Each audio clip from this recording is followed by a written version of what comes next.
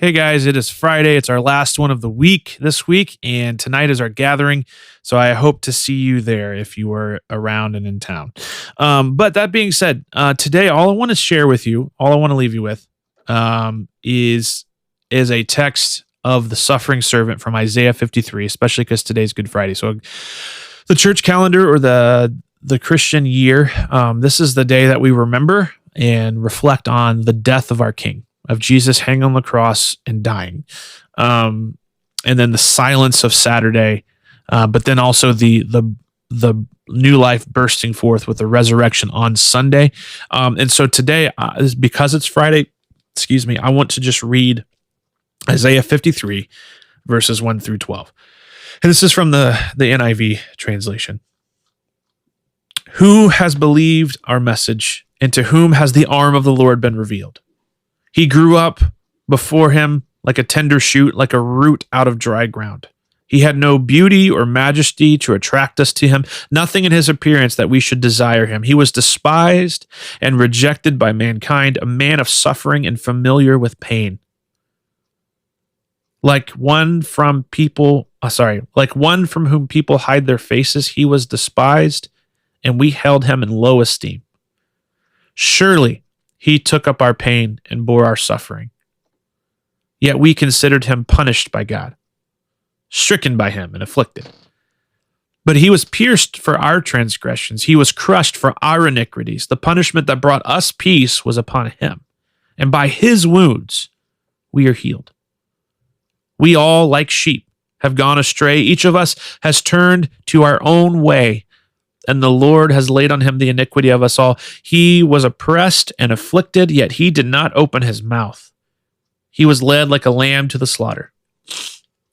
And as a sheep before its shearers is silent, so he did not open his mouth. By oppression and judgment he was taken away. Yet who of his generation protested? For he was cut off from the land of the living. For the transgression of my people he was punished. He was assigned a grave with the wicked and with the rich in his death, though he had done no violence, nor was any deceit in his mouth.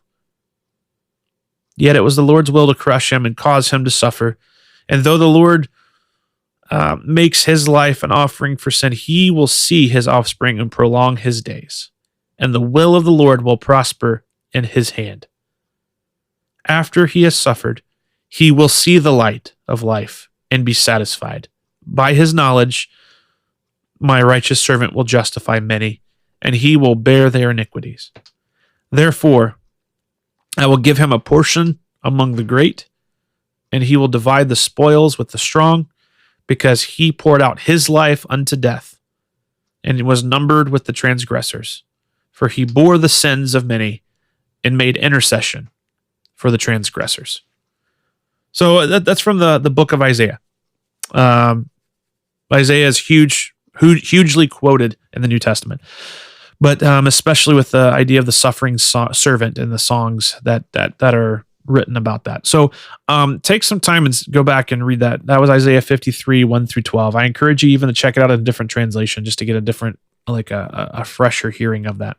But that's what I have for you today, to reflect on what it is that Jesus did. He was faithful even unto death. And then for tomorrow, for Saturday, I'm going to bring back a question we did a number of Easters ago. And this is, I'm not even going to tell you to draw or create something. If you want to, that's fine. But here's the question I want you to think about. And this is for, you can actually move this to Sunday. Maybe you just move this to Sunday. Don't worry about Saturday. But it's this question. What does the empty tomb mean for you today? Because we remember and reflect and talk about Jesus dying on the cross and staying in the grave. But then Sunday came and he rose again, defeating death, defeating sin, defeating the kingdom of darkness once and for all.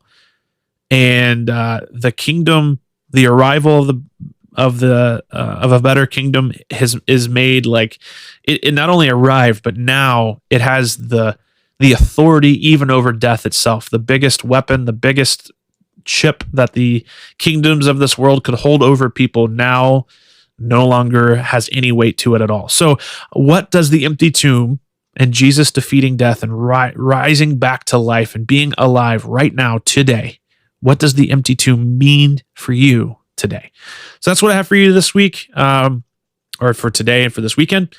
This weekend is Easter, Resurrection Sunday, and I hope that you guys can join us. If you have any questions about that, feel free to message us.